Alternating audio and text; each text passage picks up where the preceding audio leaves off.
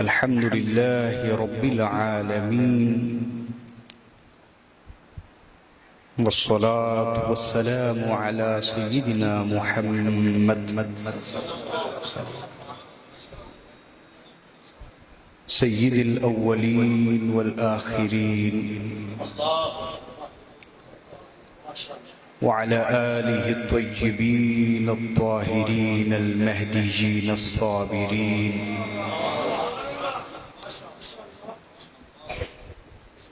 وأصحابه المتقين المخلصين الراشدين العادلين.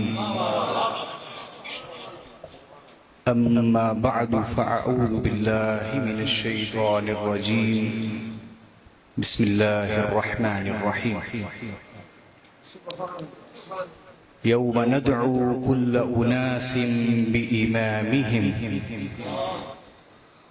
صدق الله مولانا العظيم وبلغنا رسوله النبي الكريم الأمين. آواز تھوڑی سی نا ہال ہے، سمجھنے میں پرابلم ہو رہی ہے، سادہ کریں اس کو. ٹھیک ہے. محترم معزز محتشم جمیع علماء کرام اور بڑی محبت سے تشریف لائے ہوئے جمیع غلامان رسول و آل رسول،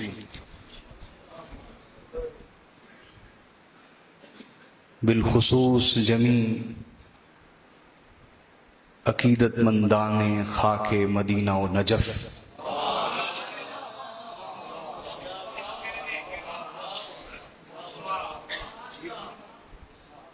آپ سب کی بارگاہ میں عاجزانہ سلام پیش کرتا ہوں، فقیرانہ سلام پیش کرتا ہوں. السلام علیکم ورحمۃ اللہ وبرکاتہ.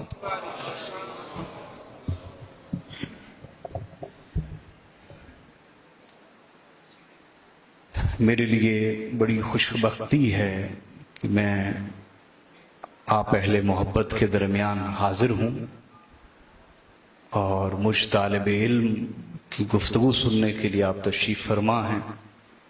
اللہ یہ محبت ہمیشہ قائم و دائم رکھے. اپنا عذر بھی پیش کرنا چاہیے. میں تقریباً 10 دن مسلسل بیمار رہا ہوں. آج بھی میں اسی طرح بیماری کی کیفیت میں سفر کیا سارا. تو نیت یہی تھی کہ پروردگار اس ذکر کے صدقے شفا عطا فرمائے. میں انشاءاللہ پوری کوشش کروں گا کہ آپ کو چند چیزیں سمجھا کے جاؤں، لیکن اس کے لیے آپ کی بھرپور توجہ مجھے چاہیے ہوگی. تھوڑی سی آواز اونچی کر دیں. حاضرین محترم، سب سے پہلے تو میں دعا دوں گا ان تمام احباب کو جنہوں نے محبت کے ساتھ، اہتمام کے ساتھ، بڑی عقیدت کے ساتھ اس محفل کو سجایا ہے. یقین جانیے دولت تو آنے جانے والی چیز ہے. اچھی راہ میں نہ لگے تو بری راہ میں لگ جاتی ہے. ہسپتالوں میں اجڑ جاتی ہے، تھانے کچہری میں اجڑ جاتی ہے. تو یہ جو آج فتنوں کے زمانے میں آپ نے محبت اہل بیت کی یہ شمع روشن کی ہے، اس کی قدر و قیمت اور اس کی اہمیت کا اندازہ نہ تو میں آپ کو کروا سکتا ہوں اور نہ آپ کر سکتے ہیں. یہ جو وفا ہے نا حضور کے خاندان سے، اس کا اصل اجر آپ کو قیامت والے دن پتہ چلے گا. انما توفون اجورکم یوم القیامہ. اللہ نے فرمایا تمہارے پورے اجر تو قیامت والے دن ہی دیے جا سکتے ہیں. دنیا تو بڑی چھوٹی، فانی، عارضی اور ختم ہو جانے والی ہے. لہذا یہاں اجر مل بھی جائے تو وہ بہت تھوڑا ہے، کیونکہ یہ دنیا خود تھوڑی ہے، قلیل ہے۔ تو جس کا جتنا بھی حصہ ہے، اور کسی نے اگر حصہ نہیں ملایا تو محبت سے آ ہی گیا ہے، انشاءاللہ اللہ رب العزت آپ سب کو، مجھے انشاءاللہ اللہ کے فضل اور اس کے احسان سے پروردگار اپنے فضل و احسان سے ہمیں آخرت میں امام حسین کے لشکر میں جمع فرمائے گا انشاءاللہ۔ اور یہ جو آپ اپنی نسلوں کے لیے یہ کر رہے ہیں، یہ عظیم انقلاب اور جہاد ہے، جس کا اجر آپ کو سیدہ زہرا ہی عطا فرما سکتے ہیں۔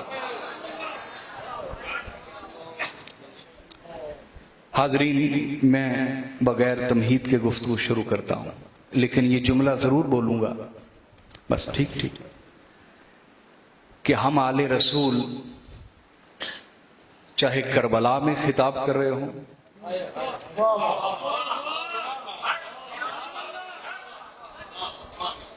یا چاہے نارووال میں خطاب کر رہے ہوں، ہمارے خطاب کو ہر شخص ایک نظر سے نہیں سنتا، ایک نظر سے، لیکن یہ شرط ہے جو محبت سے سن لے تو حر بن جاتا ہے۔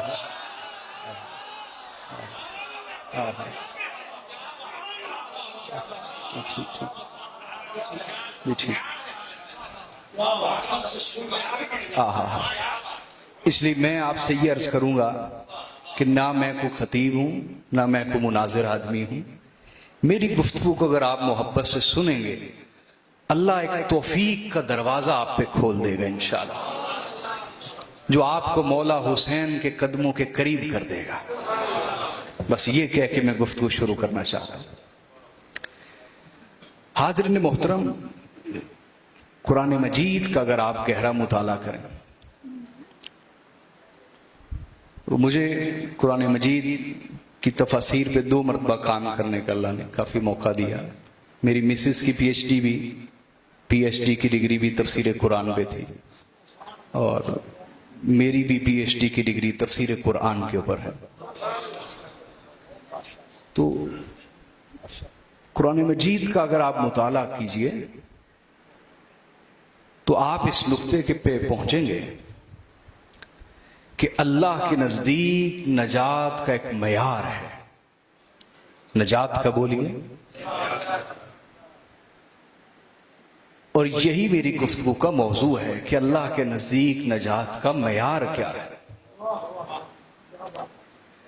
تو اللہ کے نزدیک نجات کا بولیے معیار ہے، ایک سٹینڈرڈ ہے، اور وہ معیار کیا ہے؟ وہ معیار یہ ہے کہ سب سے پہلے آپ صحیح امام کا چناؤ کریں۔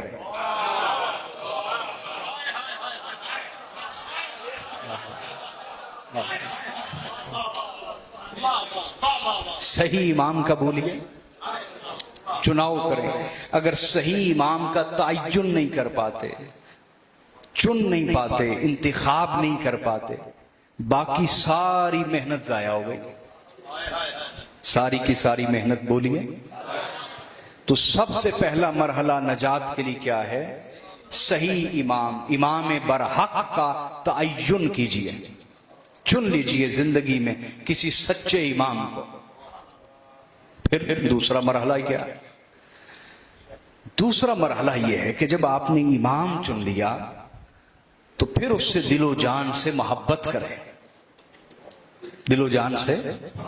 میں آپ کو قرآن مجید سے مثال دوں گا، میں فضول گفتگو کرنے کا عادی نہیں۔ دوسرا مرحلہ کیا کہ دل و جان سے اس سے محبت۔ تیسرا یہ کہ اپنے امام کی صحیح اتباع، اقتداء اور پیروی کیجیے۔ یہ 3 چیزیں جمع ہو جائیں تو آپ نجات کا راستہ پا جاتے ہیں۔ اب اس کو 2 مثالوں سے سمجھیے۔ وہ بنی اسرائیل جن کی مذمت میں بہت سی آیات اتری، ان میں بڑی کمزوریاں تھیں، خرابیاں تھیں، اخلاقی خرابیاں تھیں، لیکن انہوں نے ایک صحیح امام چن لیا اپنے دور اور اپنی امت اور اپنی شریعت کے مطابق. اس امت کے لیے وہ امام اور اس امت کے لیے الگ امام. تو انہوں نے اپنی امت میں، اپنے دور میں، اپنے عہد میں، اپنے وقت میں صحیح امام کو چن لیا. وہ تھے حضرت موسیٰ علیہ السلام. حضرت ان کے پیچھے چل پڑے. انہوں نے کہا بھی نکلو، نکل پڑے. پیچھے فرعون بھی آ گیا، اس کی قوم نے اسے امام بنایا ہوا تھا. اب فرعون کی قوم میں ہر شخص ہی غلط نہ تھا، ہر شخص فرعون کی قوم میں غلط. قرآن خود بیان کرتا ہے کہ یہ قبطی مصری جو تھے یہ اپنی قوم کے لیے بڑے عادل تھے، عدل کرتے تھے، انصاف کرتے تھے. ان میں سے ہر شخص ہی غلط، لیکن اس نے چونکہ امام غلط چن لیا، امام بولیے غلط چن لیا. اب جب دونوں آئے نا سمندر کے سامنے، جو کہ ایک یقینی موت تھی، ہلاکت تھی اور ان کی بربادی تھی. اب جو سچے امام کے پیچھے چل رہے تھے، جو بولیے، ان کی عملی کمزوریوں کو اللہ نے نظر انداز کرتے ہوئے، ماشاءاللہ، ان کی عملی کمزوریوں کو نظر انداز کرتے ہوئے فقط امام کی وجہ سے جو نجات کا راستہ اللہ نے سمندر میں سے حضرت موسیٰ کے لیے بنایا، وہی نجات کا راستہ ان کے لیے بھی بن گیا، کیونکہ وہ ایک سچے امام کے پیچھے چل رہے تھے. اور جو قبطی اور مصری غلط امام یعنی فرعون کے پیچھے چل رہے تھے، تو وہی جو نجات کا راستہ بن چکا تھا دوبارہ سے بساط الٹ گئی، وہی ان کے لیے ہلاکت کا راستہ بن گیا. تو قرآن مجید کی اس مثال سے ہم نے استدلال کیا کہ اگر امام برحق ہو اور اس کے پیچھے چلا جائے، بولیے اس کے، تو خدا تعالیٰ عملی کمزوریوں کو نظر انداز کرتا ہے.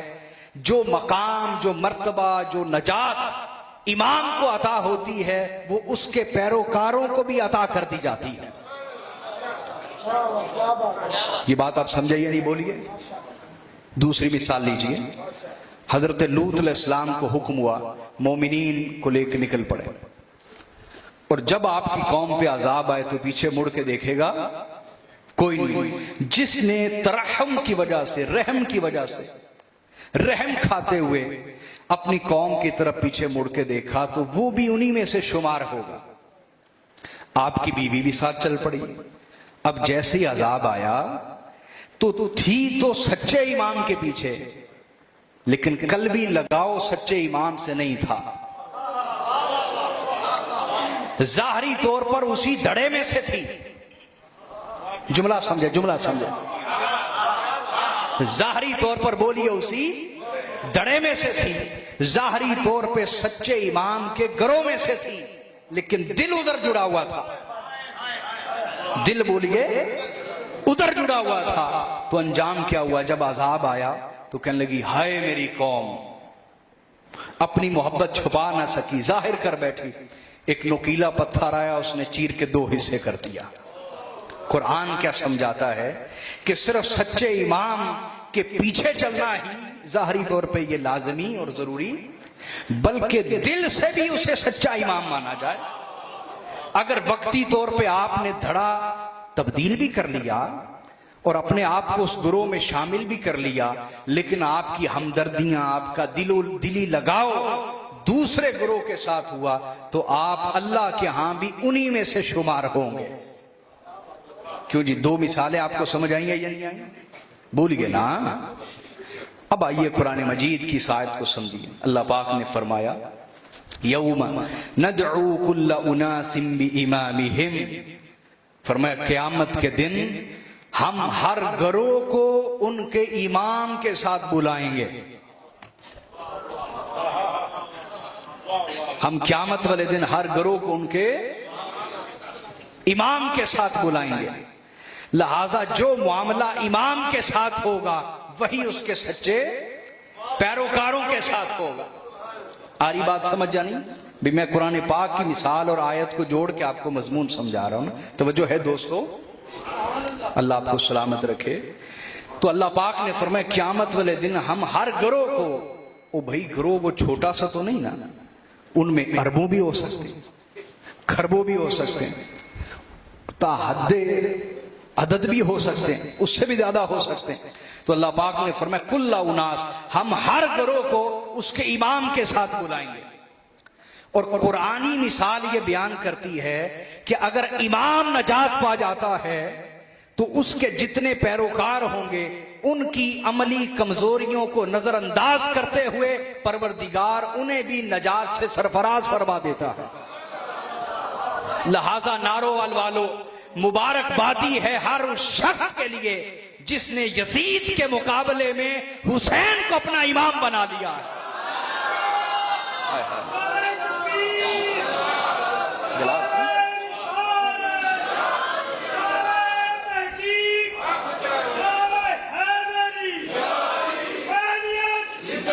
جس نے یزید کے مقابلے میں حسین علیہ السلام کو اپنا امام بنا لیا کہ جب قیامت والے دن دو گروہ ہو جائیں گے، ایک طرف یزید کا گروہ ہوگا اور اس کے حامیوں اور پیروکاروں اور مددگاروں کا گروہ ہوگا، اور دوسری طرف امام حسین علیہ السلام کا گروہ ہوگا۔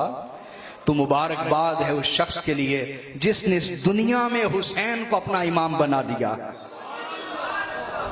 حسین علیہ السلام کو بولی اپنا امام بنا لیا ہے، کیونکہ یہ وہ امام ہے جس جیسا امام ہے ہی کوئی، آیا ہے جس جیسا امام، اس کی عظمت پہ نظر جائے یا کردار پہ نظر جائے، دونوں پہلوؤں سے دیکھ لیں، دونوں جہتوں سے دیکھ لیں، دونوں سمتوں سے دیکھ لیں۔ سلامت، میں موقع دوں گا، ابھی سنتے جائیں، موقع دوں گا۔ دونوں پہلوؤں سے دیکھیں، حسین کو ان کی شان کے پہلو سے بھی دیکھیں اور سیرت اور کردار کے پہلو سے بھی دیکھیں، حسین جیسا امام نظر نہ آئے گا، کہ یہ وہ امام ہے جو ایک طرف چادر تطہیر میں نظر آتا ہے، آئے کہاں بولیے، سلامت رہے، جن کے دل سے داد نکل رہی ہے وہ مجھے نہیں داد دے رہے، امام کو داد دے رہے ہیں، امام کو داد دے رہے ہیں، اس لیے کہ نبی کی چادر پہ تو جان ہر کوئی قربان کرتا ہے، لیکن جو چادر میں رہتے تھے، نبی کی چادر پہ تو ہر کوئی جان قربان کرتا ہے نا، لیکن مومن وہ ہے جو چادر میں رہنے والوں سے بھی عشق کرتا ہو۔ لہذا ہمارا امام وہ ہے جو چادر تطہیر میں ہے، چادر، سنیے، صرف مفروضے نہیں، صرف بولیے مفروضے نہیں، آقا علیہ الصلوۃ والسلام کی احادیث، حضور علیہ الصلوۃ والسلام کی حدیث، ایک ایک بات کے پر دلیل۔ یہ میری کتاب ہے اہل بیت پاک کے فضائل پہ، باقۃ الازہار فی مناقب اہل البیت الاطہار، یہ کتاب کا نام ہے، باقۃ الازہار، یعنی اہل بیت پاک کے مناقب پر قدسی پھولوں کا گلدستہ، یہ کتاب، اس میں میں نے 114 حدیث اور ان کی مختصر شرح کی، شرح ہے ساتھ۔ سنیے، ام المومنین حضرت عائشہ صدیقہ رضی اللہ تعالی عنہ وہ خود روایت کرتی ہیں، حدیث کو امام مسلم لائے صحیح میں، اور حدیث نمبر ہے 2424، 2424، امام ابن ابی شیبہ لائے المصنف میں، یہ بخاری مسلم کے استاد ہیں، اور وہاں حدیث نمبر 36102، امام ابن راہوے یہ بخاری مسلم کے استاد ہیں، اور امام احمد بن حنبل کے مصاحب ہیں، انہوں نے المسند میں حدیث نمبر 1271، یہ پہلے درجے کی حدیث کی کتابیں، دوسرے تیسرے درجے کی حدیث کی کتابیں، پہلے مسادی درجے کی جو حدیث کی کتابیں، ان کے حوالے دے رہا ہوں۔ حضرت عائشہ صدیقہ فرماتی، خرج النبی صلی اللہ علیہ وآلہ وسلم غداۃ وعلیہ مرط مرحل من شعر اسود، کہتے کہ آقا علیہ الصلوۃ والسلام تشریف لائے اور حضور نے کالی چادر اوڑھی ہوئی تھی، آقا علیہ الصلوۃ والسلام نے بولیے، اور مجھے معاف کیجیے گا ایک بات کہہ دوں، ہے تو آپ کے مزاج کے خلاف، لیکن سچی بات کہنا ہماری ذمہ داری ہے۔ ہم نے فرقہ پرستی میں سنتیں بھی بانٹ لی، سنتیں بھی، ورنہ یاد رکھ لیں، کالا امامہ شریف پہننا یا کالی چادر لینا یا کالا لباس پہننا یا کالا کمبل استعمال کرنا، یہ کسی گروہ کا طریقہ یا کسی گروہ کی علامت نہیں، بلکہ یہ براہ راست سنت مصطفیٰ ہے۔ آپ صحیح مسلم پڑھ لیں، جامع ترمذی پڑھ لیں، صحیح ابن حبان کی روایتیں پڑھ لیں، اور میں نے آپ حضرات کے ذوق کے لیے میں نے کئی حدیث کو کھنگالا، دیکھا کہ ہوتا ہے نا کوئی لباس پہن کے انسان اعجاب میں جائے، پسند کرے، اس کو پسند کرے، تو کیا آقا علیہ الصلوۃ والسلام نے کوئی کپڑا پہن کے اس کو پسند فرمایا ہو اور اس کی تعریف کی ہو؟ تو میں حیران رہ گیا کہ مجھے ایک روایت ملی، اور وہ روایت یہ تھی کہ آقا علیہ الصلوۃ والسلام نے کالے رنگ کا جبہ سلوایا، کالے رنگ کا، اور اس جبے کو پہن کے حضور بار بار پکڑتے تھے اور حضرت عائشہ صدیقہ سے فرماتے تھے، عائشہ دیکھو نا یہ کتنا خوبصورت لگ رہا ہے، ہائے ہائے ہائے ہائے ہائے، پھر فرمایا عائشہ دیکھو نا یہ کتنا خوبصورت لگ رہا ہے، تیسری بار پھر پکڑا، فرمایا دیکھو نا یہ کتنا خوبصورت لگ رہا ہے۔ تو حضرت عائشہ صدیقہ نے عرض کی، یا رسول اللہ، حضور اس کے کالے رنگ نے آپ کے گورے مکھڑے کو اور زیادہ خوبصورت کر دیا ہے۔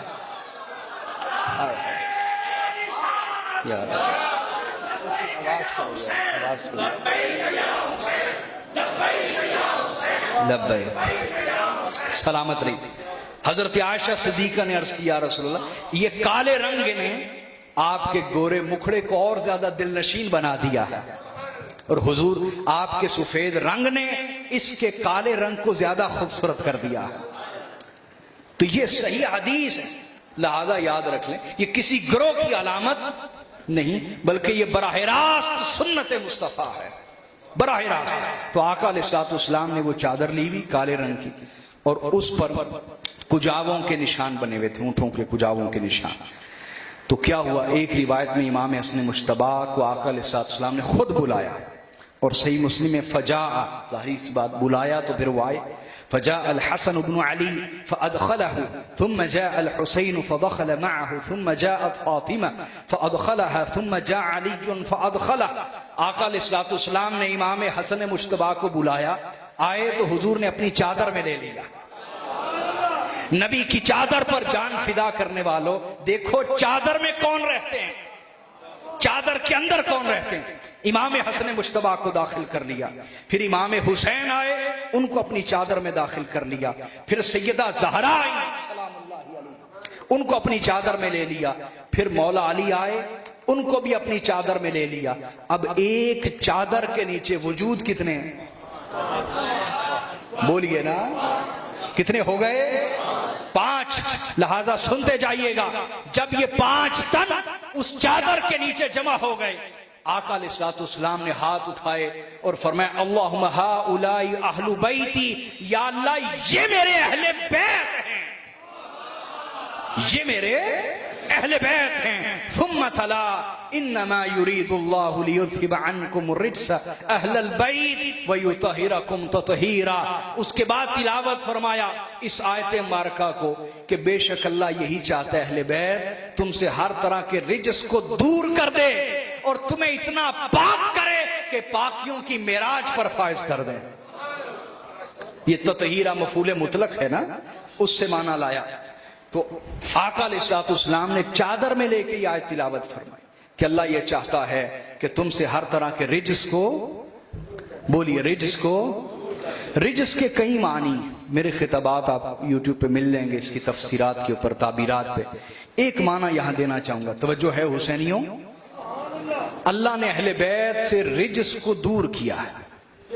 رجس کو بولیے، رجس کا معنی کیا ہے؟ آپ ائمہ تفسیر کو اٹھائیے۔ رجس کا ایک معنی الشیطان ہے۔ رجس سے مراد کیا ہے؟ شیطان۔ رجس سے مراد کیا بولیے؟ جس کو اہل بیت سے دور کر دیا گیا وہ کون ہے؟ واہ واہ، وہ کون ہے بولیے؟ ارے ہر ایک کو حکم یہ ہے کہ شیطان سے دور رہو، اور جب معاملہ آتا ہے علی المرتضیٰ کا، جب معاملہ آتا ہے سیدہ زہرا کا، حسنین کریمین کا، تو اللہ پاک فرماتا ہے ہم نے شیطان کو ہی گدی سے پکڑ کے دور کر دیا ہے۔ نہیں، آپ نقطے کی قدر نہیں کر سکتے، میں آپ کو سمجھا کے جاتا ہوں۔ ہمارے آقا صلی اللہ علیہ وسلم، رات کا وقت ہے، حضور کی زوجہ مطہرہ آپ کو تلاش کرتے ہوئے جنت البقیع آ گئے، آقا علیہ السلام نے انہیں لیا، واپس آ رہے ہیں تو دو انصاری صحابی رضی اللہ تعالی عنہما وہ گزرے۔ کتنے؟ بولیے۔ انہوں نے سلام عرض کیا، جب تھوڑے سے آگے چلے گئے آقا علیہ السلام نے فرمایا بات سنو، ادھر آؤ۔ جی یا رسول اللہ۔ حضور نے فرمایا یہ میری بیوی ہے۔ آیا کتنا پاک پیغمبر ہے، یہ میری۔ انہوں نے کہا توبہ توبہ یا رسول اللہ، ہم بھلا آپ پہ شک کر سکتے ہیں کہ آپ کسی اجنبی عورت کے ساتھ جا رہے ہیں؟ حضور نے فرمایا نہ، شیطان انسان کی رگوں میں ایسے دوڑتا ہے جیسے خون دوڑتا ہے، من الجنتی والناس، وسوسہ اندازی کرتا ہے، وسوسہ اندازی کرتا ہے، ایسے رگوں میں دوڑتا ہے جیسے خون دوڑتا ہے۔ تو میں نے اس لیے کلیریفیکیشن دے دی، وضاحت دے دی، تاکہ شیطان اپنا کام نہ کر سکے، تمہیں وسوسے میں مبتلا نہ کر سکے۔ سمجھ آ رہی ہے بات؟ یعنی حسینیوں توجہ ہے نا؟ تو ہر عام مسلمان کا معاملہ یہ ہے کہ شیطان اس کی رگوں میں ایسے دوڑتا ہے جیسے خون دوڑتا ہے، لیکن جب معاملہ آتا ہے اہل بیت مصطفیٰ کا، ہر عام کا معاملہ یہ ہے کہ شیطان اس کی رگوں میں ایسے دوڑتا ہے جیسے خون دوڑتا ہے، لیکن جب معاملہ اہل بیت محمد کا آتا ہے اللہ فرماتا ہے ہم شیطان کو ہی گدی سے پکڑ کے دور کر دیتے ہیں۔ اگلی بات سمجھیں بھائی، مجھے بتائیے یہ گناہ کون کرواتا ہے اور خطا کون کرواتا ہے؟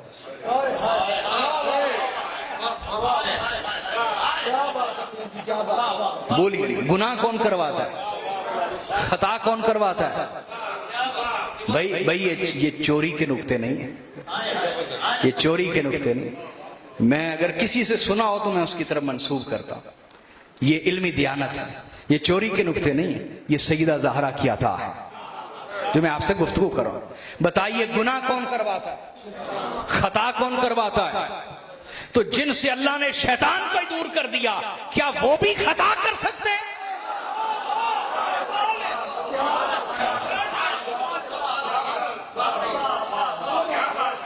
ان کے عمل میں خطا تو دور کی بات، ان کی سوچ میں بھی خطا نہیں ہو سکتی،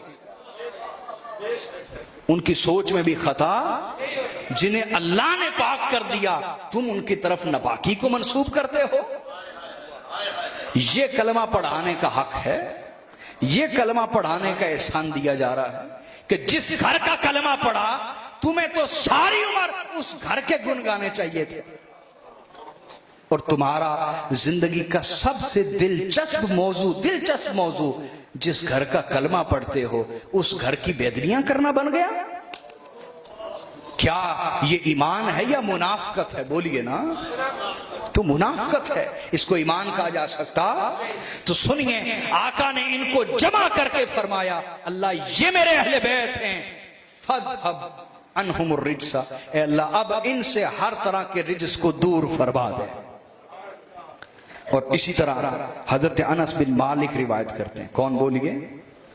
امام ترمذی لائے السنن میں اور حدیث نمبر 3206، امام احمد بن حنبل لائے المسند میں حدیث نمبر 14072، اور امام احمد بن حنبل فضائل الصحابہ میں لائے حدیث نمبر 1341 اور 1340، امام ابن ابی شیبہ لائے المصنف میں حدیث نمبر 32272۔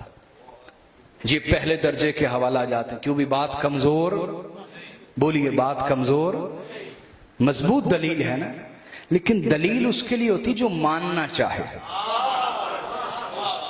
ورنہ تو قرآن حق کی دلیل ہے، قرآن بولیے، لیکن جو نہیں مانتے وہ قرآن کو بھی نہیں مانتے.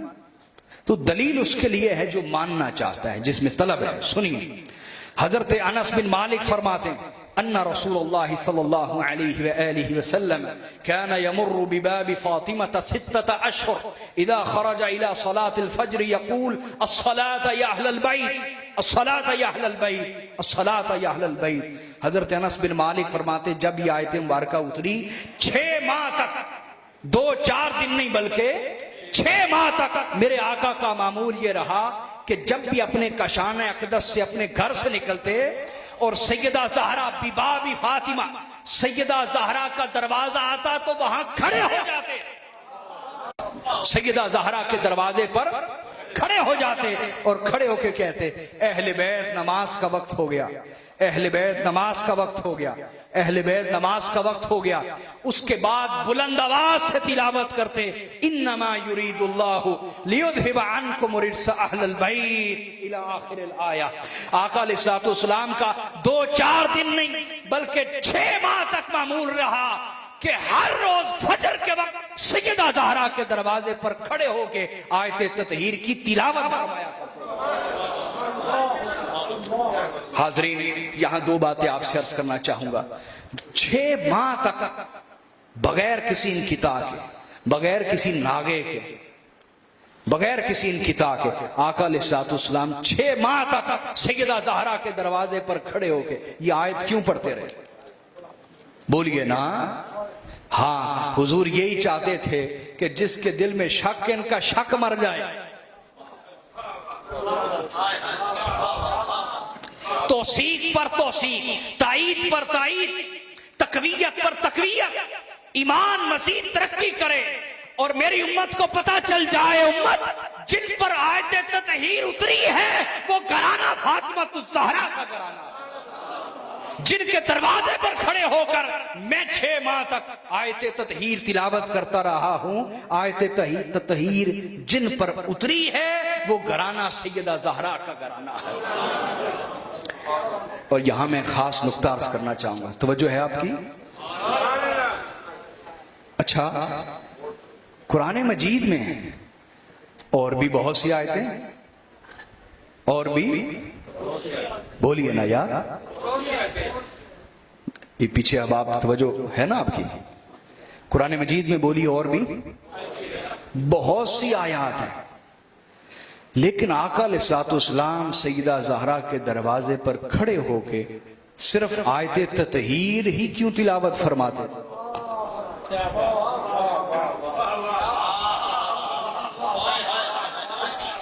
آیت تطہیر ہی کیوں؟ یہ بڑا خاص جواب ہے، توجہ رکھنی. یاد رکھو صرف حلوے کھانا ہی سنت نہیں ہے. میں بڑی خاص سنت سمجھانے لگا ہوں آج کے دور کے لیے. 6 ماہ تک میرے آقا، اور بھی تو آیات ہیں، تو قرآن مجید کی اور آیات تلاوت کرنے کی بجائے ہر روز آیت تطہیر ہی کیوں تلاوت فرماتے؟ اصل میں آقا علیہ الصلوۃ والسلام اپنی سنت جاری کرنا چاہتے تھے، امت کو سمجھانا یہ چاہتے تھے کہ جب کسی اور کا دروازہ، حضرت قاری صاحب خاص نقطہ ہے، جب کسی اور کا در ہو، دروازہ ہو، تمہارے پاس انتخاب ہے، موضوع جو مرضی رکھو،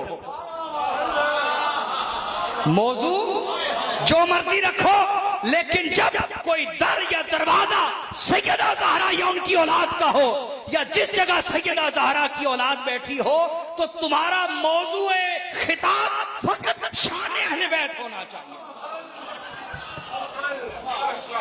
تمہارا موضوع خطاب فقط شان ہے، تاکہ ان کا سینہ ٹھنڈا ہو جائے، ان کا سینہ تمہاری طرف سے خوش ہو جائے. جب کسی سید کے سامنے گفتگو کرنی پڑے تو اس گھر کی شان بیان کرو، اس گھر کی عظمت بیان کرو، اس گھر کی تنقیص نہ کرو. آج یہ وتیرہ بن چکا ہے علماء کا، جہاں سادات موجود ہوں ان کو باقاعدہ تکلیف دینے کے لیے کوئی نہ کوئی ایسا جملہ بولتے ہیں، ایسا جملہ کہ ان کے لیے کئی ہفتوں تک برداشت کرنا مشکل ہو جاتا ہے. کیا یہ کلمے کا صلہ ہے؟ اللہ ہدایت عطا فرمائے، اللہ سمجھ دے. اندر دلوں میں منافقت کیوں اتر آئی؟ کیا یہ واضح سنت مصطفیٰ نہیں ہے؟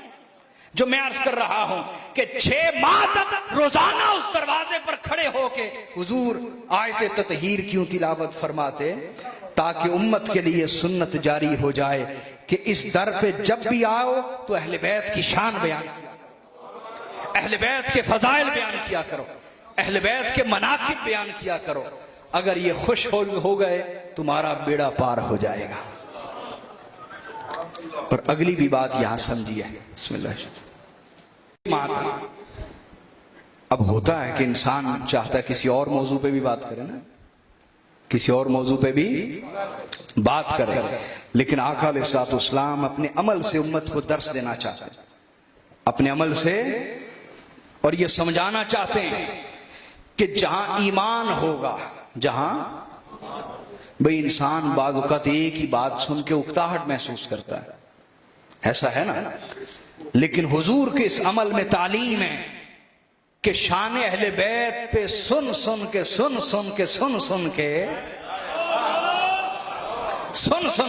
ہر دفعہ تمہاری محبت بڑھے، تمہارا شوق بڑھے، تمہاری طبیعت میں اکتاہٹ پیدا نہ ہو، بیزاری پیدا، چاہے 6 ماہ تک ایک ہی آیت کیوں نہ سننی پڑے، ہر دفعہ جب بھی سنو تمہاری محبت میں اضافہ ہو جائے، تمہاری محبت میں بولیے۔ اور حضرت ابو سعید خدری فرماتے ہیں، امام طبرانی اس کو لائے المعجم الاوسط میں، المعجم الصغیر میں بھی ابن حبان لائے، خطیب بغدادی لائے، محب الدین طبری لائے۔ توجہ ہے حاضرین، حضرت ابو سعید خدری رضی اللہ تعالی ان سے پوچھا گیا، میں اپنے امام کی شان دکھا رہا ہوں، اپنے امام کا تعارف کرا رہا ہوں، ان سے پوچھا گیا یہ آیت تطہیر کن کے بارے اتری؟ یہ آیت تطہیر بولیے، یہ پاکی والی جو آیت ہے، طہارت والی جو آیت ہے، اعلان طہارت، یہ کن کے بارے اتری؟ انہوں نے کہا نزلت فی 5، کہا یہ 5 تن کے حق میں نازل ہوئی۔ کن کے حق میں؟ میں نے حوالہ جات دے دیے، فی رسول اللہ، اللہ کے رسول کے حق میں، وعلی اور مولا علی المرتضیٰ کے حق میں، وفاطمہ سیدہ زہرا کے حق میں، والحسن والحسین اور امام حسن و حسین کے حق میں یہ نازل ہوئی۔ تو دیکھا میرے امام کو وہ آیت تطہیر کا مصداق ہے، اور چادر تطہیر میں کیا بولیے، اور پھر امام بیہقی حدیث کو لائے، توجہ ہے جی، بولیے سلامت رہیے، امام بیہقی اس حدیث کو بیان کرتے ہیں، اور حدیث کی راویاں حضرت ام سلمہ۔ یہ حدیث آپ میں سے اکثر لوگ پہلی دفعہ سنیں گے، توجہ رکھیے گا میری طرف، تھک تو نہیں گئے؟ میں بیمار آدمی گفتگو کر رہا ہوں، سلامت رہیے۔ آپ میں سے کئی لوگ یہ پہلی دفعہ حدیث سن رہے ہوں گے۔ امام بیہقی لائے السنن الکبریٰ میں، اور حدیث نمبر 13178۔ امام طبرانی لائے المعجم الکبیر میں حدیث نمبر 1103۔ امام جلال الدین سیوطی لائے الجامع الکبیر میں حدیث نمبر 9211۔ حضرت ام سلمہ حدیث کی راویہ ہیں۔ آقا علیہ الصلوۃ والسلام نے ارشاد فرمایا، الا لا يحل هذا المسجد لجنب ولا لحائد۔ آقا علیہ الصلوۃ والسلام نے فرمایا خبردار ہو جاؤ، کیا؟ میری یہ مسجد نبوی یہ کسی بھی جنابت والے شخص کے لیے حلال نہیں، اور نہ ہی کسی حیض والی عورت کے لیے حلال ہے۔ جنابت جب مرد پہ یا عورت پہ غسل فرض ہو، احتلام کے سبب یا میاں بیوی کی قربت، جماع کے سبب، اور حیض جو اللہ تعالیٰ نے بنت آدم کے ساتھ لگا دیا، ماہواری، تو اس کو حیض کہتے ہیں، menstruations۔ تو آقا علیہ الصلوۃ والسلام نے ارشاد فرمایا کسی بھی شخص کے لیے حلال نہیں کہ حالت جنابت میں یا حالت حیض میں عورت، کوئی بھی حالت جنابت میں شخص یا حالت حیض میں عورت میری اس مسجد میں آئے، یہ کسی کے لیے بھی حلال۔ مسجد نبوی تو کیا، تو کسی بھی مسجد میں آنا یہ حلال، لیکن حضور بطور تخصیص فرما رہے ہیں، خصوصیت کے ساتھ، ہاذا المسجد، میری اس مسجد میں کسی بھی جنابت والے جس پر غسل فرض ہوا یا عورت جس کو حیض آیا ہوا، یہ میری مسجد اس کے لیے حلال ہرگز، وہ میری مسجد میں قدم نہیں رکھ سکتا حالت جنابت میں یا حالت حیض میں، سوائے 5 لوگوں کو، سوائے 5 لوگوں کو، الا لرسول اللہ، لیکن رسول اللہ حالت جنابت میں آ سکتے ہیں، حضور خود فرما رہے ہیں، وہ علی اور علی المرتضیٰ اس حالت میں آ سکتے ہیں، وہ فاطمہ اور فاطمہ الزہرا اس حالت میں مسجد میں آ سکتی ہیں، بل حسن بل حسین اور حسن و حسین بھی اس حالت میں میری اس مسجد میں آ سکتے ہیں۔ یا رسول اللہ، اس حال میں آپ کی مسجد تو کیا کسی مسجد میں بھی حالت جنابت یا حالت حیض میں جانا جائز نہیں ہے، اور آپ فرما رہے ہیں کہ حالت جنابت اور حیض میں پنجتن پاک مسجد نبوی میں بھی آ سکتے ہیں، مسجد تو حضور کی بارگاہ سے اشارت النص اور دلالت النص کے تحت جواب آتا ہے، کیا تم نے آیت تطہیر کو نہیں پڑھا؟ ہائے ہائے ہائے، تم نے آیت تطہیر کو نہیں پڑھا۔ یہ آیت اور یہ حدیث حد فاصل ہے، ایک فرق کرتی ہے کہ اے امت کبھی بھی اہل بیت محمد کے ساتھ مقابلے کے لیے مت اترانا، کہ باقی ساری امت کا معاملہ یہ ہے کہ حالت جنابت اور حالت حیض میں وہ مسجد میں آ سکتے، لیکن انہیں اللہ نے یہ شان دی ہے کہ انہیں پاک کر دیا ہے، یہ حالت جنابت میں مسجد نبوی میں آ بھی سکتے ہیں، یہاں سے گزر بھی سکتے ہیں، یہ ان کی شان ہے، لہذا یا تو حسد کرو یا دل و جان سے قبول کرو، اور تمہارے پاس کوئی چارہ، اور تمہارے پاس کوئی چارہ، 5واں کوئی اس میں شامل نہیں ہے، 6ٹھا کوئی اس میں شامل ہو سکتا، اس فضیلت میں کوئی اور شامل ہو سکتا، یہ فضیلت ان کے ساتھ خاص ہے، یہ فضیلت تمہیں بتاتی ہے، یہ شان تمہیں بتاتی ہے کہ اللہ کے نزدیک طہارت اور پاکیزگی میں اہل بیت کی مثل کوئی ہو ہی نہیں سکتا۔ اللہ نے انہیں اتنا پاک کر دیا، اتنا پاک کر دیا کہ حالت جنابت اور حیض میں بھی مسجد نبوی میں آ سکتے ہیں، مسجد، سمجھ میں آ رہی ہے بات یا نہیں آ رہی؟ تو یہ ہے میرا امام۔ آگے سنیے، حدیث کے الفاظ بڑی توجہ طلب ہے، حدیث ابھی پوری نہیں ہوئی، توجہ، فرمایا الا قد بینت لکم الاسماء الا تضلوا، فرمایا خبردار ہو جاؤ، میں نے تمہیں گن گن کے نام بتا دیے، بینت لکم الاسماء، میں نے گن گن کے تمہیں نام بتا دیے کہ مصطفیٰ سے کسی کی کوئی ریس نہیں، علی المرتضیٰ سے کسی کی کوئی ریس نہیں، فاطمہ الزہرا کی طہارت میں کوئی کسی کی مماثلت نہیں، اور حسن و حسین کی کوئی ریس نہیں ہے، میں نے تمہیں گن گن کے نام بتا دیے، اللہ تدلو، کہیں میرے بعد گمراہی نہ ہو جانا، میرے بعد کہیں بدعتوں میں نہ پڑ جانا۔ اور سب سے پہلی بدعت جس میں امت پڑی وہ یہی تھی کہ ہم نے جس گھر کا کلمہ پڑھا اسی سے منہ موڑ لیا، اسی سے، اور آج تک یاد رکھیں جو بھی اہل بیت سے بغض رکھتا ہے یا دشمنی رکھتا ہے یا عداوت رکھتا ہے، وہ بے دلیلہ تو نہیں، وہ دلیلیں ہی دیتا ہے شیطان کی طرح، کیا بولیے، وہ شیطان کی طرح، ارے بھائی اس ملک کے کسی کرپٹ آدمی کو پکڑ لیں، وہ ایسی دلیلیں دے گا آپ کا بھی ذہن بن جائے گا کرپشن کا۔ لہذا یہ کیا بات ہوئی، آپ کہتے ہیں جی فلاں یہ کہتا ہے اور فلاں یہ کہتا ہے، دیکھنا یہ کہ صحیح کہتا ہے یا، تو آقا نے فرمایا میں نے تمہیں گن گن کے علی کی شان بتا دی ہے، گن گن کے فاطمہ الزہرا کی شان بتا دی ہے، گن گن کے حسن و حسین کی شان بتا دی ہے، اب میرے بعد ان کا حق مار کے گمراہ نہ ہو جانا، ان کی فضیلتیں چھپا کے گمراہ نہ ہو جانا۔ تو میرا امام دیکھا ہے، دیکھو نا کتنا طیب و طاہر ہے، کتنا پاکیزہ ہے۔ پھر میرا امام وہ ہے جن لوگوں نے کہا نا کہ معاذ اللہ استغفر اللہ، جب ایک جبور نے یزید کی بیعت کر لی تو امام نے کیوں نہیں کی؟ امت کی اکثریت نے یزید کی بیعت کر لی، اور صحیح بخاری میں یزید کی بیعت کو اللہ کی بیعت قرار دیتے رہے، معاذ اللہ استغفر۔ بعد میں آنکھیں کھل گئیں اور ہوش آیا اور ندامت ہوئی اور پشیمانی ہوئی، لیکن جو نقصان ہونا تھا وہ تو ہو چکا تھا نا۔ تو حاضرین توجہ ہے نا، میں کہہ رہا ہوں صحیح امام کو چنیں۔ کیا وہ جنہوں نے یزید کی بیعت کو اللہ کی بیعت کہا تھا وہ بعد میں پچھتائے، وہ بعد میں میرا ایک جملہ قدر کریں گے، ایک جملے کی قدر کریں گے، یاد رکھیں امام وہ نہیں ہوتا جو وقت پہ صحیح فیصلہ نہ کر سکے،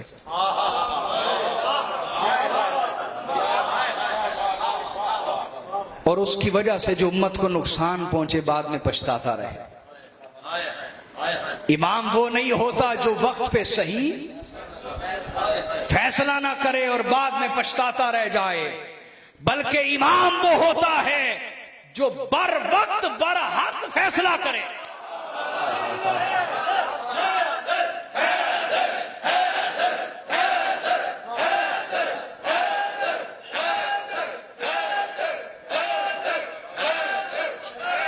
سلامت ہے۔ امام وہ نہیں ہوتا جو بعد میں پچھتاتا رہ جائے جب امت تباہی کی بھینڈ چڑھ جائے۔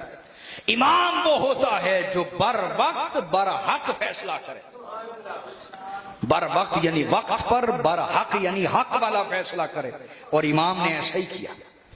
اور میرا یہ جملہ دوسرا بھی یاد رکھیے گا، اگر امام اس وقت قیام نہ فرماتے، یزید لعین کے خلاف قیام نہ فرماتے، تو جس طرح انہوں نے اپنے ہر گناہ اور ہر برائی اور دین کی ہر تباہی کے اوپر بڑے بڑے علماء کو خرید لیا تھا، اور جن کو خرید نہ سکے تو تلوار کے زور پر ان پر چپ چپ کی ٹیپ لگا دی۔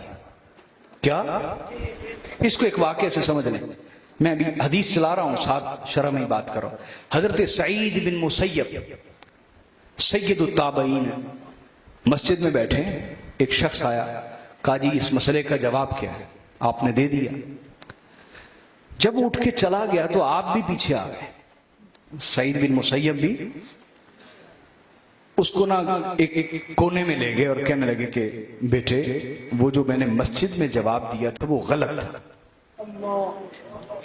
وہ جو مسجد میں جواب دیا تھا بولے نا، صحیح جواب یہ ہے۔ اس نے کہا اتنے بڑے آپ عالم ہیں اور آپ نے مسجد میں بیٹھ کے مجھے غلط جواب کیوں دیا؟ کہا بیٹا بنو امیہ کے جاسوس وہاں بیٹھے ہوئے تھے، اگر میں سچ بول دیتا تو وہ سچ ان کے خلاف تھا، وہ سچ ان کے، تو انہوں نے میری گردن یہاں سے کاٹ دینی تھی، اس لیے میں نے وہاں تمہیں سچ نہیں بتایا، یہاں بتایا۔ اس نے کہا آپ جیسے علماء بھی موت سے ڈرتے ہیں، آپ جیسے علماء بھی موت سے ڈرتے ہیں۔ توجہ ہے آپ کی ناروال والو، یہ ایک جملہ سمجھ گئے نا، آپ کو پوری حسینیت سمجھ آ جائے گی۔ توجہ، اس نے کہا آپ جیسے علماء بھی موت سے ڈرتے ہیں؟ کہا نہیں، میں موت سے نہیں ڈرتا، میں اس وقت سے ڈرتا ہوں جب تمہیں تنہائی میں بھی کوئی سچ بتانے والا نہیں رہے گا۔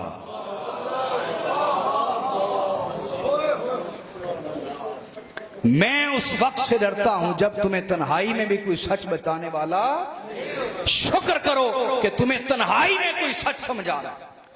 حسین علیہ السلام کی محنت اور ان کی قربانی کو مشکوک کرنے والے بدبخت، وہ آپ کی توجہ اس طرف نہیں آنے دیتے کہ اگر امام قیام نہ کرتے تو انہوں نے جس طرح ایمان خرید لیے تھے اور جن کے خرید نہ سکے چپ چپ کی ٹیپ لگا دی تھی ان کے منہ پر، اگر امام اس وقت قیام نہ فرماتے تو صرف 20 سے 25 سال گزرنے تھے، جو اگلی نسل میں جوان ہونا تھا اور اس ماحول میں پلنا بڑھنا تھا اور امت کی خاموشی کو بھی اجماع سمجھنا تھا،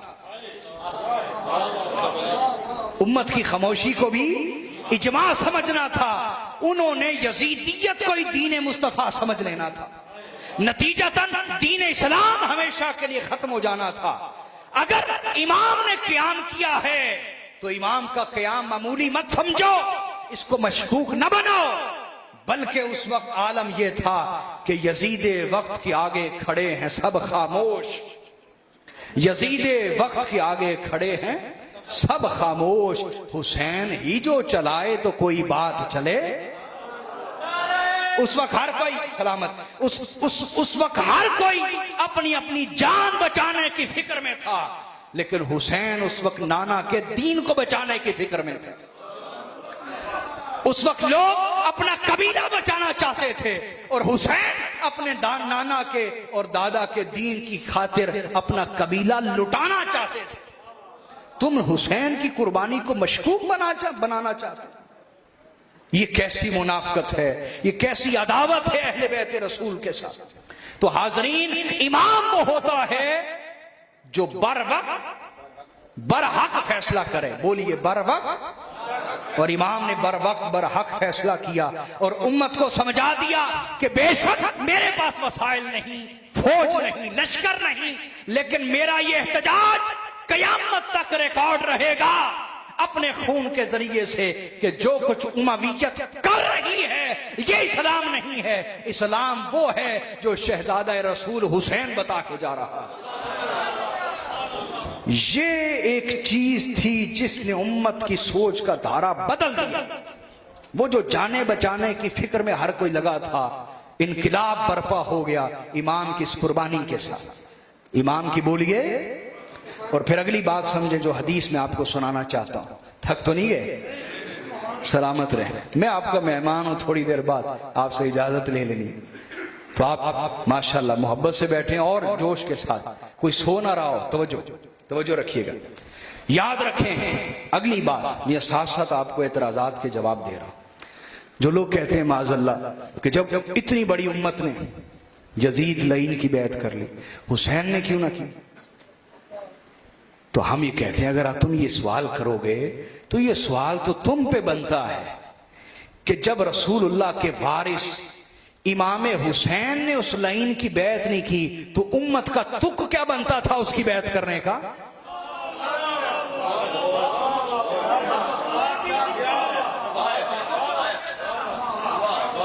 باقی پوری امت کا تک کیا بنتا تھا اس لعین کی بیعت کرنے کا؟ حاضرین، میں صرف جذبات سے بات نہیں کر رہا، ساتھ ساتھ دلائل دے رہا ہوں آپ کو، عقلی بھی نقلی بھی دلائل دے رہا ہوں۔ بھائی غور کیجئے، حسین امت کے پابند نہ تھے کہ امت جدھر چلے گی حسین نے ادھر چلنا ہے۔ حسین امت کے پابند نہ تھے بلکہ ساری امت حسین کی پابند تھی۔ ساری امت بولیے حسین کی۔ حسین کا انکار جب سب کو معلوم ہو گیا تھا اسی وقت سب پر لازم تھا کہ حسین کی پیروی کرتے۔ حسین علیہ السلام کی بولیے، یہ بات کیوں بھائی میں درست کہہ رہا ہوں یا نہیں کہہ رہا؟ اپنے ضمیر اور ایمان سے بتائیے، دلائل دینے سے پہلے میں دلائل دوں گا اس پر کہ امت کا تک کیا بنتا تھا کہ جب امام نے انکار کر دیا۔ امام امت کے پابند ہرگز نہ تھے بلکہ امت حسین کی۔ آئیے میں ایک حدیث سنا کے پھر ہم اختتام کی طرف چلتے ہیں۔ موضوع تو میرے ذہن میں کافی حدیث تھی، چونکہ اب ٹائم بھی زیادہ ہے، ایک حدیث مکمل آپ کو سناؤں گا، ٹھیک ہے؟ توجہ ہے نا حاضرین؟ اس کو امام مسلم نے بھی روایت کیا، امام ترمذی بھی لائے، ابن ابی شیبہ بھی، امام احمد بن حنبل بھی لائے۔ یہ روایت ٹکڑوں کی صورت میں بہت سی کتابوں کے اندر پھیلی ہوئی۔ میں آپ کو تمام حدیث ملا کے مضمون بنا کے سنانے لگا۔ توجہ ہے جی؟ امام طبرانی اور حیثمی کی روایت میں کافی تفصیل ہے، وہاں سے آپ کو سناتا۔ ایک صحابی رسول ہیں، ان کا نام ہے حضرت بریدہ۔ کیا نام ہے بولیے؟ رضی اللہ۔ وہ کہتے ہیں حضرت بریدہ خود، وہ کہتے اسلام لانے سے پہلے مجھے جتنی نفرت مولا علی سے تھی کسی سے نہیں تھی۔ اور یہ کیوں تھی؟ اس معاملے میں اکثر یہودی سچ بول دیتے ہیں، ہم اکثر جھوٹ بول دیتے ہیں۔ یہودی ان سے پوچھو تمہیں علی سے اتنی نفرت کیوں ہے، وہ کہیں گے علی نے ہمارا کاکھ نہیں چھوڑا، علی نے ہمارا याद रखो, याद रखो, आपका कामिल तरीन वफादार वही होगा जिससे आपका दुश्मन बहुत नाराज होगा, जिससे आपका दुश्मन। याद रख लें, कुल अहलुल बैत में और कुल सहाबा इकराम में जितनी नफरत अदावत यहूद को मौला अलीउल मुर्तजा से, किसी और से नहीं, किसी और से नहीं। अच्छा, हजरत बुरैदा कहते कि मुझे बड़ी नफरत थी, और ये नफरत सिर्फ मौला अली से नहीं थी, ये उनके बाबा अबू तालिब से भी थी, क्योंकि ये दुनिया जानती है, चाहे आप तस्लीम करें या ना करें, हक यही है। कभी आप इस नुक्ते पे पहुंच गए तो आप बड़े बासादत होंगे, न पहुंच सके तो मैं दुआ करता हूं आपके हक में कि आप पहुंच जाए इस नुक्ते पे। वो क्या कि मैं हर एक की खिदमत को सलाम पेश करता हूं। हजरत खतीजा ने अपने माल से खिदमत की, बड़ी खिदमत। हजरत अबू बकर सिद्दीक ने अपने माल से खिदमत, बड़ी खिदमत। हजरत उस्मान गनी ने हर एक की खिदमत को सलाम, लाखों बार सलाम। लेकिन मक्की दौर अपने सामने लाए, मक्की दयानतदारी से बताना, सबसे मुश्किल खिदमत किसकी थी? सबसे मुश्किल खिदमत किसकी थी?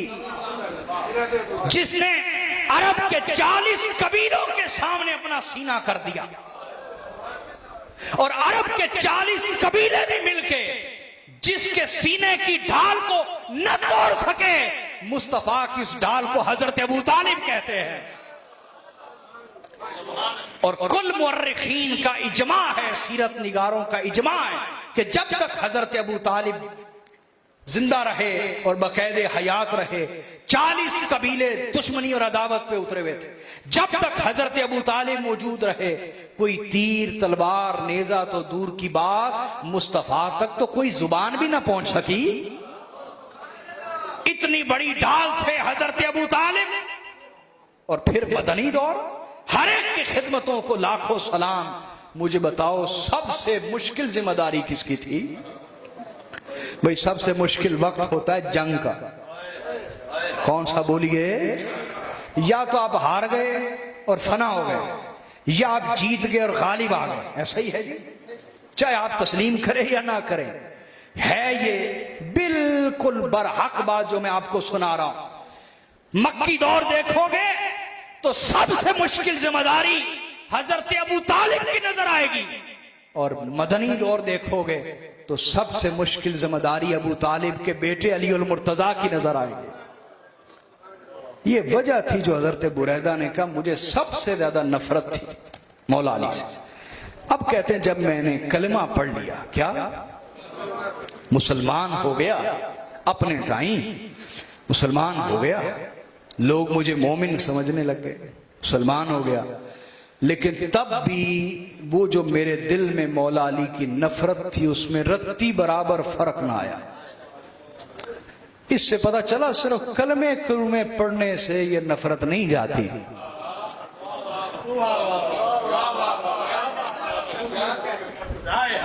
वो बड़ों बड़ों ने पढ़े, लेकिन बुग़्ज़ अली दिलों से, महज कलमा पढ़ने से अली का बुग़्ज़ चला जाता। अल्लाह के बंदो, इस गंदगी की सफाई अलग से करवानी पड़ती है।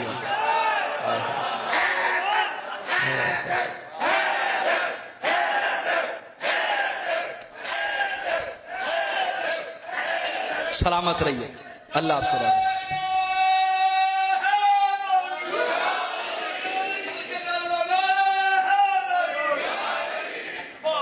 वाह वाह, तवज्जो है जी दोस्तों, तवज्जो फरमाएं, तवज्जो। बड़ी खास रिवायत दे रहा हूं, शायद आप में से पहली दफा ये रिवायत मुकम्मल लोग सुन रहे हो, अक्सरियत पहली दफा सुन रही हो, और आप में से चंद लोग होंगे जिन्होंने ये रिवायत मुकम्मल मजमून के साथ यूं पढ़ी होगी या सुनी होगी, बहुत कम लोग। तवज्जो फरमाइएगा। अब आपके ज़हन में आएगा कि जब मौला अली से उनका बुग़्ज़ ही ना गया हजरत बुरैदा का, तो फिर मैं उन्हें हजरत क्यों कह रहा हूं? क्योंकि जो अली से बुग़्ज़ रखे वो हजरत तो नहीं रहता।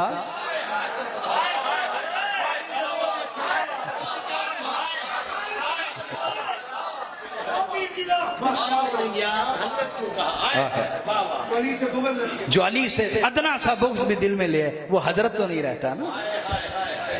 ہاں اگر آپ کے دل میں یہ سوال آیا تو یہ ایمان ہے, اس لیے سوال آیا کہ بھائی جو علی سے بغض رکھے اسے کیوں حضرت کہہ رہے ہیں, اسے آپ حضرت کیوں کہہ رہے ہیں. تو آپ پوری بات سن لیجئے پھر انشاءاللہ فیصلہ کیجئے. تو حضرت بریدہ یہ بات خود سنا رہے ہیں, یہ ان کا بڑا پن ہے. تو کہتے ہیں کہ آقا علیہ الصلوۃ والسلام نے ہمیں ایک جنگ پہ بھیجا اور ہمارے سپہ سالار مولا علی المرتضیٰ کو قرار دیا. مولا کائنات میدان میں اترے اور جنگ فتح ہو گئی, اور ایسا ہو ہی نہیں سکتا کہ علی اترے میدان میں اور جنگ فتح نہ ہو. جنگ بولیے تو ہو ہی نہیں سکتا, فتح ہو گئی. مولا کائنات نے مال غنیمت میں سے ایک لونڈی کو قبول فرمایا. اب حضرت بریدہ کہتے ہیں علم کم تھا, بجائے مولا علی سے پوچھنے کے میں نے چونکہ اندر نفرت تھی, میں نے موقع کو غنیمت جانا اور مولا علی کو معاذ اللہ بدنام کرنے کے لیے اس کو مناسب موقع جانا. تو ایک اور بھی شخص تھا جس کا دل صاف نہیں تھا اس وقت مولا علی کے لیے, اس نے خط لکھا اور مجھے دیا اور میں پہنچ گیا رسول اللہ صلی اللہ علیہ وسلم کے پاس. آقا علیہ الصلوۃ والسلام کے پاس مولا علی پہلے ہی پہنچ چکے تھے حج کے موقع پہ نا, حجۃ الوداع مولا علی نے ساتھ یمن سے ڈائریکٹ اتر گئے تھے, یہ یمن فتح ہوا تھا تو آپ کو بتا رہا ہوں, تو ڈائریکٹ پہنچ گئے تھے مولا علی ادھر. حضرت بریدہ کہتے ہیں میں جب پہنچا تو آقا علیہ الصلوۃ والسلام آخری خطبہ دے کے حجۃ الوداع واپس آ رہے ہیں غدیر خم کے مقام پر. کہاں بولیے, اہل محبت ہیں ماشاءاللہ. کہاں پہنچے بولیے حضور. کہتے میں پہنچا اور جاتے ہی میں نے کہہ دیا. توجہ ہے دوستو, یہ میں آپ کو روایت اختتامی روایت دے رہا ہوں, توجہ سے سنیے گا, توجہ میری طرف, جاگ کے بیٹھیے گا. کہتے جیسے میں نے جا کے سلام کیا میں نے کہا یا رسول اللہ علی نے کام خراب کر دیا, انہوں نے تو فلان لونڈی لے لی مال غنیمت سے. آقا علیہ الصلوۃ والسلام نے جب یہ سنا حضور کے چہرے کا رنگ بدل گیا. اپنے لیے غصہ کرنے والوں, اپنے باپ کے لیے غصہ کرنے والوں, یہ ہے وہ میدان جہاں ایمان کے لیے تمہیں غصہ آنا چاہیے. میرے نبی جو طبیعت میں حلیم ہے, کریم ہے, مہربان ہے, جیسے ہی مولا علی کے خلاف جملہ سنا چہرے کا رنگ بدل گیا اور اتنے شدید غصے میں آ گئے کہ یہاں رگ تھی حضور کی جو پھڑکنے لگ جاتی تھی. ایسے جب شدید غصہ کرتے تھے وہ پھڑکنے لگ گئی. میرے آقا نے فرمایا سب کو جمع کرو میرے خیمے کے پاس. جمع کیا. آقا علیہ الصلوۃ والسلام نے ارشاد فرمایا ما بال اقوام ينتقصون علیہ, فرمایا ان لوگوں کا بنے گا کیا جو علی کی شان میں کوئی نہ کوئی نقص ڈھونڈنا چاہتے. اللہ نے اسے پاک کیا ہوا ہے اور یہ چاہتے ہیں کہ علی کی شان میں کوئی نہ کوئی نقص تلاش کرے, کوئی نہ کوئی عیب تلاش کرے. آقا نے فرمایا فمن تنقص علیًا فقد تنقصنی, سن لو جس نے علی کی شان کو کم کرنے کی کوشش کی اس نے مصطفیٰ کی شان کو کم کرنے کی کوشش کی.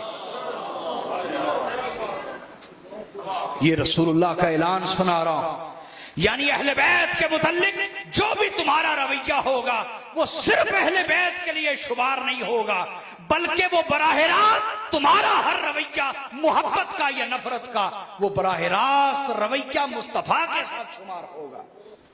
آقا نے فرمایا جس نے علی المرتضیٰ کی شان میں کمی کرنے کی کوشش کی اس نے میری شان میں کمی کرنے کی کوشش کی.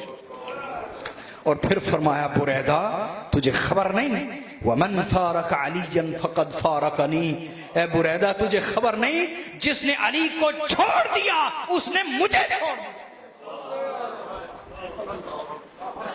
بھلے عشق رسول کے دعوے کرے, ایمان کے دعوے کرے, عاشق رسول کہلائے, درود و سلام پڑھے, سو جگرتے کرے, جس نے علی کی ذات کو اور اس کے دامن کو چھوڑ دیا اس نے مجھے چھوڑ دیا. آقا علیہ الصلوۃ والسلام اصل میں یہاں سمجھانا یہ چاہتے ہیں کہ فقط میرا کلمہ پڑھنے سے میرے ساتھ نہیں جڑو گے, فقط مجھ سے محبت کے دعوے کرنے سے میرے ساتھ نہیں جڑو گے, میرے ساتھ جڑنا چاہتے ہو تو پہلے علی کے قدموں سے لگ جاؤ. تمہیں جتنا علی کا عشق مزہ دے گا اتنا عشق مصطفیٰ عطا ہو جائے گا. تمہیں جتنا ذکر علی مزہ دے گا اتنا ہی ذکر مصطفیٰ کا نور نصیب ہو جائے گا. جو علی سے جدا ہو گیا وہ.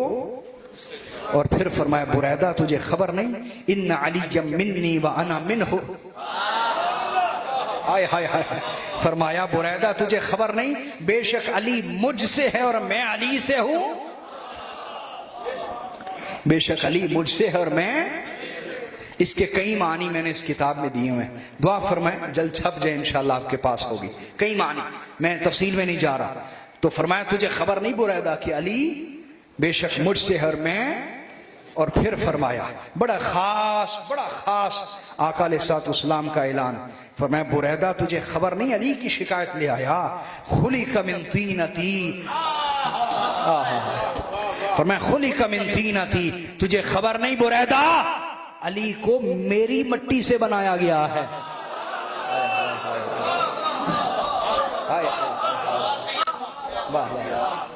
علی کو میری مٹی سے بنایا گیا ہے. اگر علی کی مٹی دیکھو گے وہ بھی میری ہے اور علی کے جو اندر روح کا نور ہے تو وہ بھی ان علی منی. بھئی یہ دو جملے علیحدہ علیحدہ. پہلے کا تعلق روح سے ہے دوسرے کا تعلق بدن سے ہے. تو فرمایا علی کی اگر مٹی کو جس سے اس کا جسد اور جسم بنایا گیا دیکھنا چاہتے ہو دیکھو گے تو فرمایا خلق من طینتی علی کی مٹی جس سے اس کا جسم بنایا گیا وہ میری مٹی ہے. علی کو میری مٹی سے بنایا گیا. اور اگر اس کے اندر جو روح کا چراغ روشن ہے اس کو دیکھنا چاہتے ہو تو علی کی روح اور نور بھی میرا نور ہے.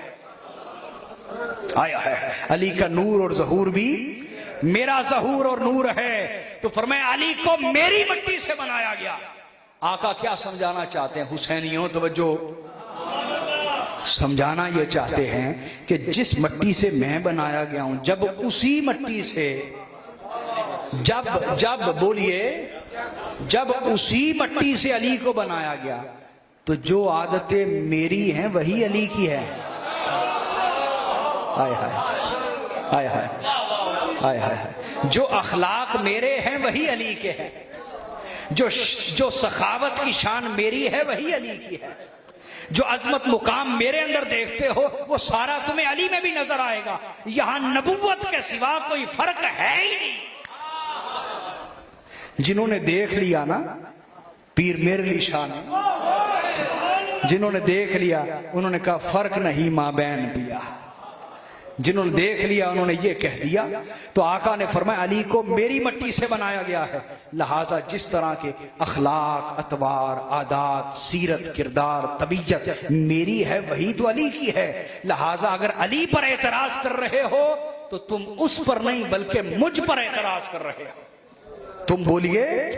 اور پھر فرمایا اے بریدہ تجھے خبر نہیں اما علمت ان لی علی اکثر من الجاریت التي اخذ. اے بریدہ تو ایک چھوٹی سی بات پہ شکایت لے آیا کہ علی نے یہ لونڈی لے لی مال غنیمت میں سے. یاد رکھ علی کا حصہ تو مال غنیمت میں سے بہت زیادہ بنتا تھا.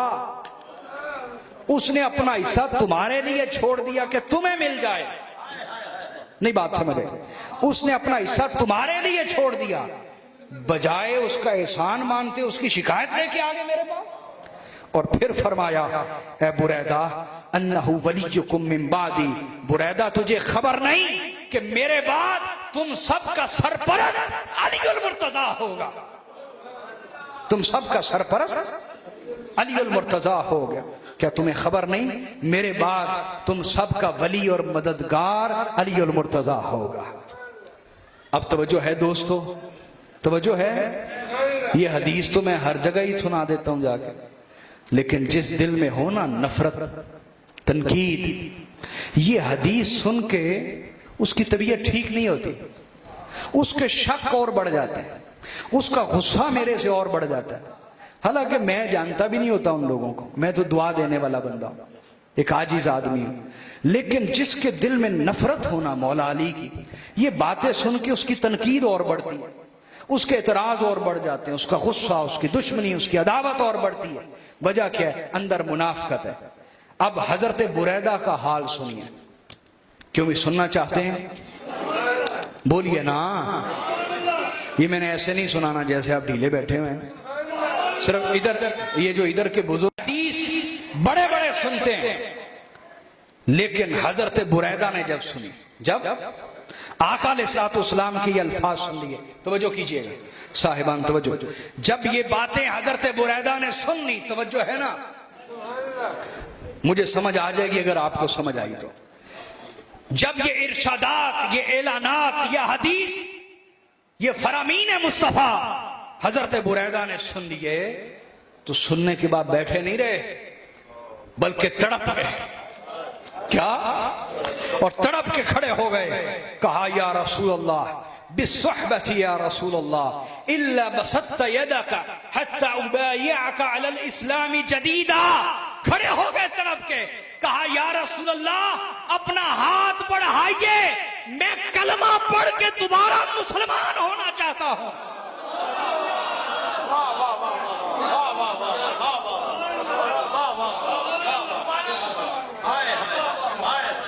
نہیں سمجھے، نہیں سمجھے، حضرت بریدہ تڑپ کے کھڑے ہو گئے کہ حضور بالصحبہ، اس صحبت کی قسم ہے آپ کو جس سے آپ نے مجھے نوازا ہے، اس صحبت کی قسم ہے آپ جس سے آپ نے مجھے نوازا، حضور اپنا ہاتھ بڑھائیے، میں کلمہ پڑھ کے دوبارہ مسلمان ہونا چاہتا ہوں، میں دوبارہ مسلمان ہونا چاہتا ہوں۔ آئے اب آقا علیہ الصلوۃ والسلام نے یہ نہیں فرمایا بریدہ مسلمان تو تو پہلے ہی ہے، مسلمان تو تو استغفر اللہ استغفر اللہ پڑھ لے، نہ میرے نبی نے اپنا ہاتھ بڑھا دیا،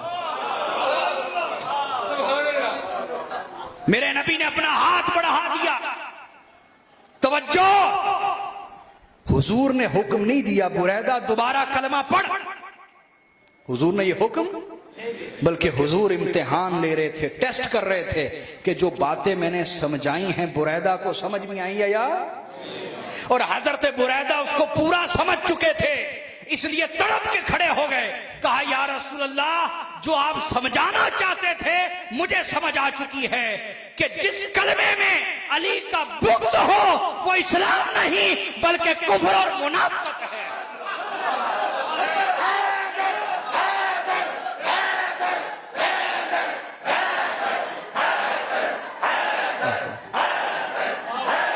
سلامت رہیے، سلامت رہیے۔ حضرت بریدہ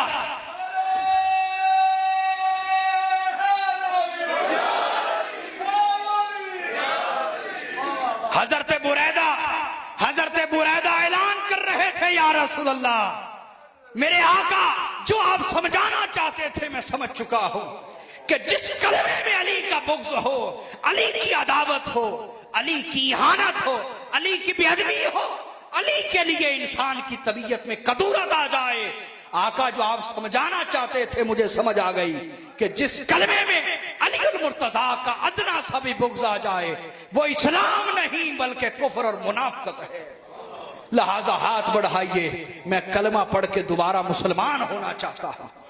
اور میرے آقا نے ہاتھ بڑھا دیے، کہتے فما فارقته حتى بايعته على الاسلام جديدا، میں اس وقت تک حضور کی بارگاہ سے نہ اٹھا جب تک حضور کے ہاتھ پر دوبارہ کلمہ پڑھ کے مسلمان نہ ہو گیا۔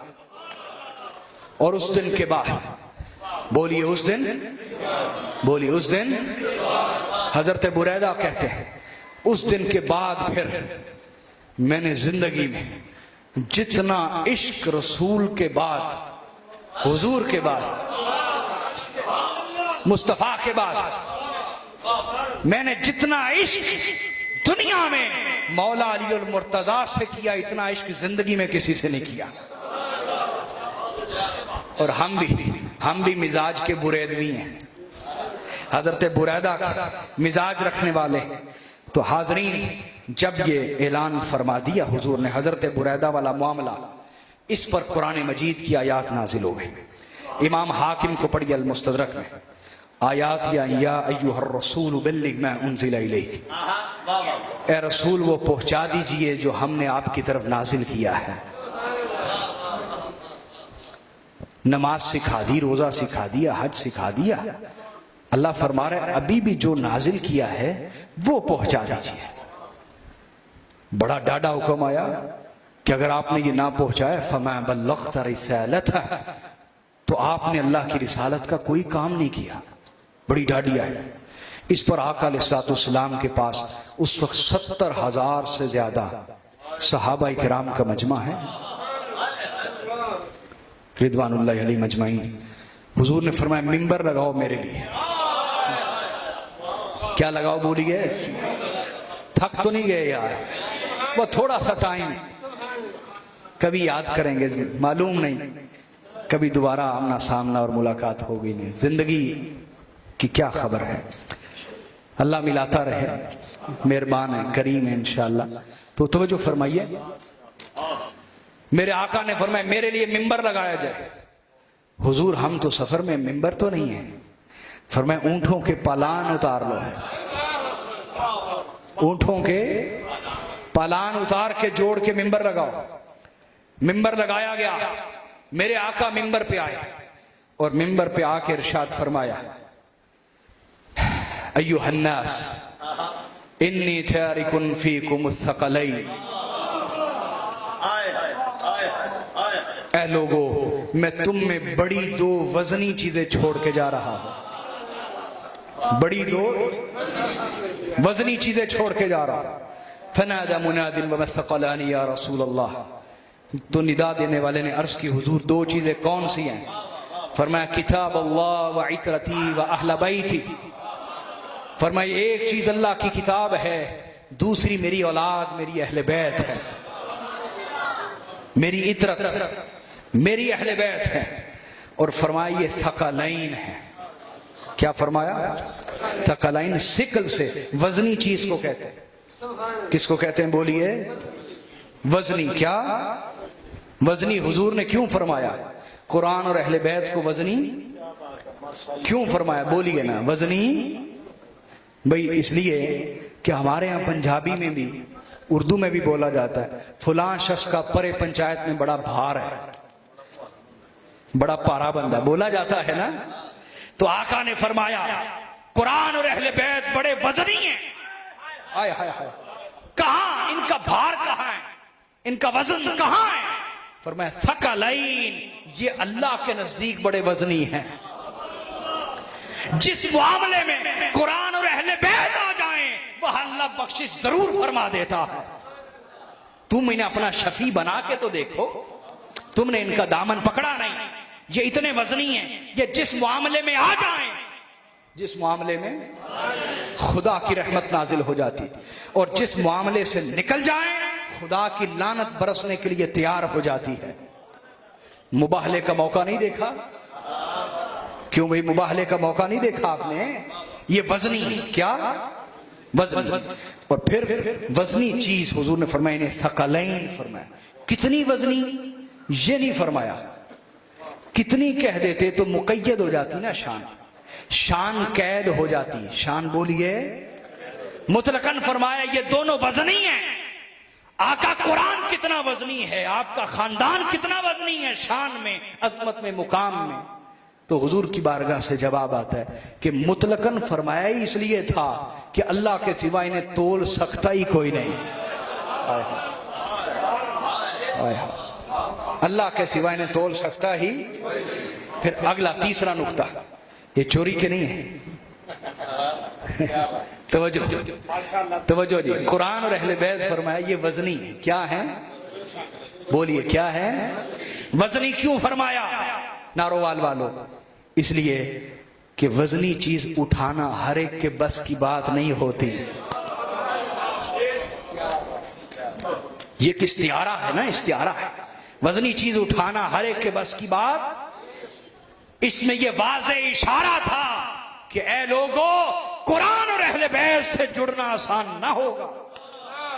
तुम पर फतवे भी लगेंगे, ताने भी सुनने पड़ेंगे, एतराजात भी सुनने पड़ेंगे। लिहाजा जिगरे वाले हो خاندانی ہو تو نبی کے خاندان سے پیار کا دعویٰ کرنا نہیں سمجھے آپ. مولانا رومی سے کسی نے پوچھا, کس سے؟ اقبال کے استاد ہیں جن پر اقبال فخر کرتا ہے, روحانی استاد مولانا رومی. مولانا رومی سے کسی نے پوچھا اللہ نے محبت میں آزمائش کیوں رکھی؟ یہ جوانوں سے زیادہ میرے بزرگ سن رہے ہیں مجھے محبت سے, اللہ انہیں سلامت رہے. اللہ نے محبت میں آزمائش کیوں رکھی ہے؟ اللہ نے محبت میں آزمائش کیوں رکھی؟ انہوں نے کہا اس لیے تاکہ ہر کمینہ اٹھ کے محبت کا دعویٰ نہ کرنے لگ جائے.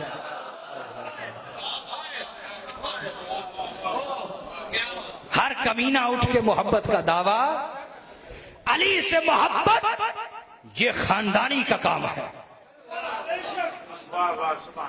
جگرے والے کا کام ہے, لہذا یہ محبت کا دعویٰ بھی وہ کرے جو آزمائش کو سہ سکتا ہے. آزمائش کو بولیے. تو آقا نے فرمایا یہ وزنی, کیونکہ ان کے ساتھ جڑنا آسان. اچھا چوتھا نقطہ, پھر ہم موضوع آگے چلا لیتے ہیں. توجہ جی, چوتھا نقطہ, اس میں اور بھی بہت سارے. انہیں وزنی فرمایا. اچھا وزنی چیز اٹھانا مشکل ہے, وزنی چیز اٹھانا, لیکن اٹھائے رکھنا اس سے بھی زیادہ مشکل ہے.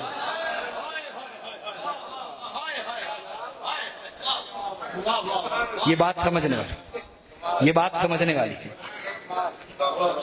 اللہ کے ولیوں آپ 20 کلو کا وزن تو ایک دفعہ اٹھا لیں گے, دلیر آدمی جوان ہے, لیکن اٹھائے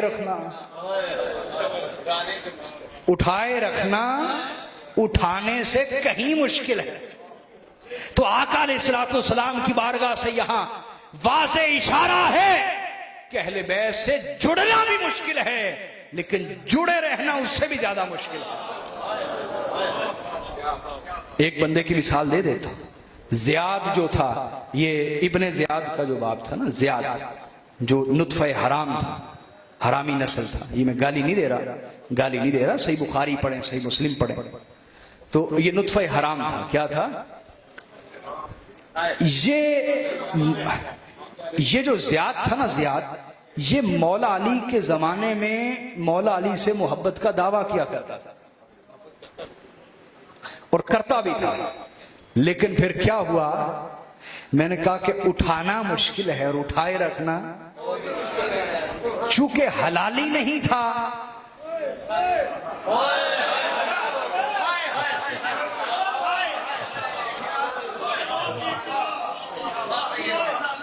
بس سمجھ گیا آپ, یہ میں گالی دینا ہمارا طریقہ نہیں, یہ گالی نہیں دی میں نے, صحیح بخاری مسلم کی روایتیں آپ پڑھ لیجئے. بس پہنچ گئے جہاں پہنچانا چاہ رہا تھا. توجہ. تو آقا نے فرمایا انہما وان اللطیف الخبیر نبأنی انہما لن یتفرقا حتی یرد علی الحوض. فرمایا بے شک میرے رب نے مجھے خبر دی ہے کہ قرآن اور اہل بیت کبھی جدا نہ ہوں گے, قرآن اور اہل بیت کبھی جدا نہ ہوں گے, حتیٰ کہ حوض کوثر پہ بھی میرے پاس اکٹھے آئیں گے. قرآن اور علی کبھی جدا نہ ہوں گے, قرآن اور فاطمہ, قرآن اور حسنین کبھی جدا نہ ہوں گے, حتیٰ کہ حوض کوثر پہ بھی میرے پاس اکٹھے آئیں گے. اور پھر فرمایا وَإِن تَمَسَّكْتُمْ بِهِمَا لَن تُضِلُّوا, اے میری امت اگر تم نے قرآن اور اہل بیت کو تھامے رکھا تم کبھی بھی گمراہ نہ ہوگے.